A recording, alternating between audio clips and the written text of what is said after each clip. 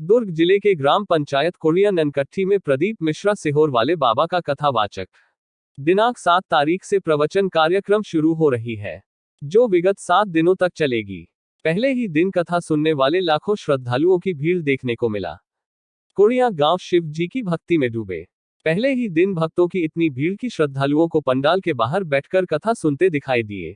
हमारे कोड़िया में त्योहार स्वागत है।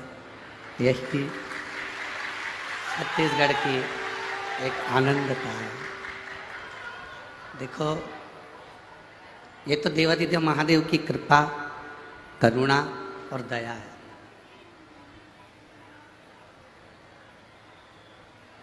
जिस शिवधाम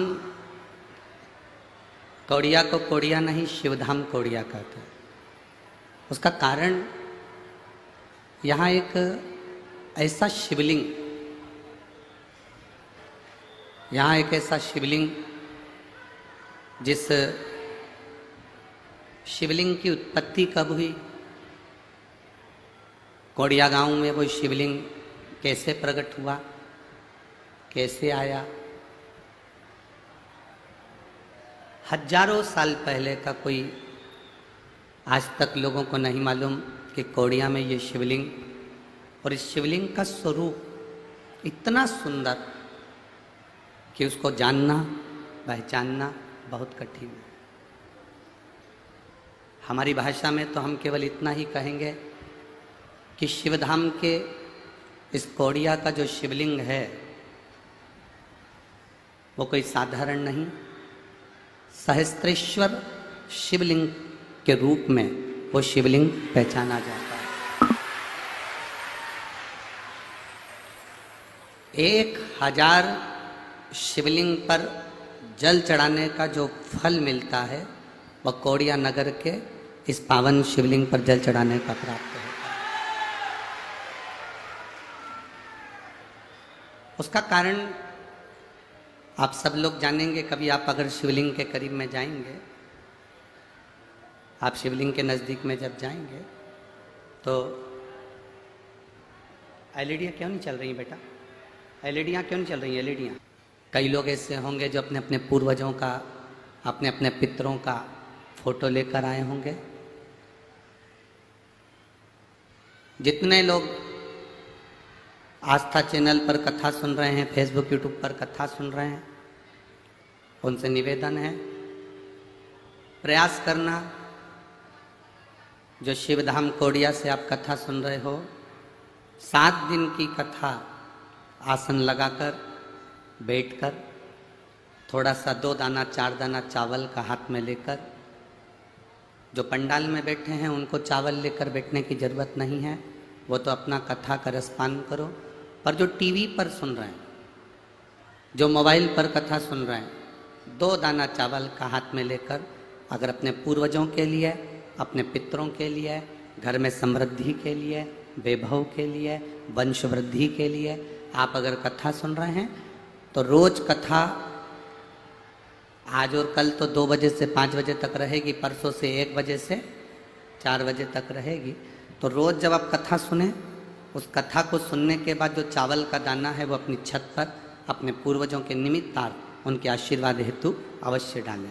जो पंडाल में बैठकर सुन रहे हैं उनको चावल हाथ में लेकर बैठने की ज़रूरत नहीं, क्योंकि आप तो कथा के पंडाल में बैठकर कथा सुन रहे हो। स्वयं देवादिदेव महादेव आपके सम्मुख, आपके आनंद में हैं, कथा सुन सकते हैं। शिव महापुराण भक्ति और मुक्ति का एक साधन है। जो जिस कामना से सुनता है,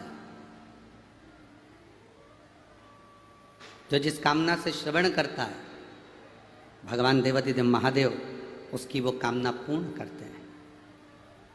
कई लोग धूप में बैठे होंगे, कई लोग गर्मी में बैठे होंगे, कई लोगों के ऊपर छत पर छाया नहीं हो रही होगी, कोई को टेंट नहीं मिल रहा होगा, कोई को गर्मी लग रही होगी, पंडाल में व्यवस्थाएं। अब पंडाल लगाने वाले भी कितना लगाए, वो सोच से परे। तुम पहले दिन इतने आ गए हो कि 7 दिन कितने आओगे, वो कोड़िया वालों को सोचना पड़ेगा। तुम पहले दिन इतने आ गए, आश्चर्य। ये तो सही में ईमानदारी की बात, छत्तीसगढ़ का ये पहला रिकॉर्ड है जो तुम पहले दिन इतना सारा आ गए रे।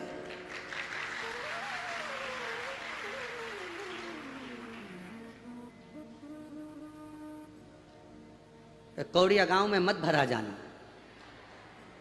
गांव में भरा गए तो एक एक घर की दीवार खसकाना पड़ेगी। और वैसे तो प्रत्येक जितने कौड़िया गांव के घर है ना, इनके घरों में इतने मेहमान घुसे होंगे, सबके रिश्तेदार आए होंगे। बोलो रे कौड़िया वालों, सबके रिश्तेदार आए होंगे। और रिश्तेदार तो आए होंगे, पर सबसे ज्यादा झगड़ा सुबह बाथरूम का ही हो रहा होगा। अब इतने रिश्तेदार बाथरूम बनावे तो घर के 2-4 लोगों के लिए, इतने सारे तो मांगे। पर वो तो वो है, हम तो बाबा के भरोसे